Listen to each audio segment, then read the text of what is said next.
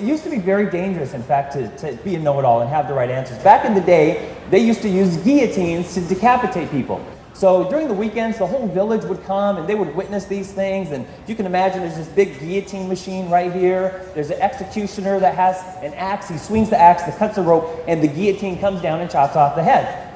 Well, one morning, there's an attorney, a doctor, and an engineer, sorry, Sal, all waiting for their day to come to an end, death by guillotine. So first up is the attorney, very arrogant guy, right? And the executioner asks him, he says, blindfold on or blindfold off? And he says, blindfold off. He says, head up or head down? Very proudly, he says, head up. So they lock him in the guillotine like this.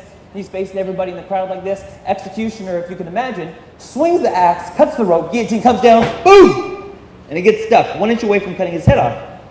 And the attorney's like, oh, thank goodness. And he remembered, because he's an attorney, he read the rule book. He says on page 4, paragraph 2, it says if there's a malfunction in the guillotine, that the accused gets to run free.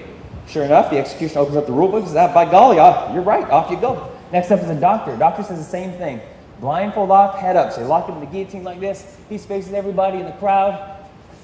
Executioner swings the axe, cuts the rope, guillotine comes down, boom! It gets stuck again, 1 inch away from cutting his head off him. Doctor says the same thing. Well, rules are rules. You got to let me go too.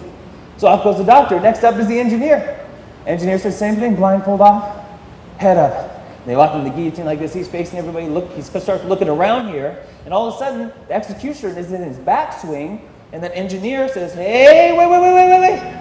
I think I see the problem.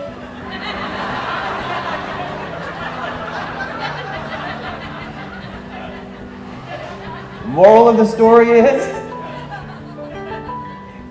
don't be an engineer. That's right, sir. Don't be an engineer. Moral of the story is, don't be a know-it-all. All right, so let's have some fun today.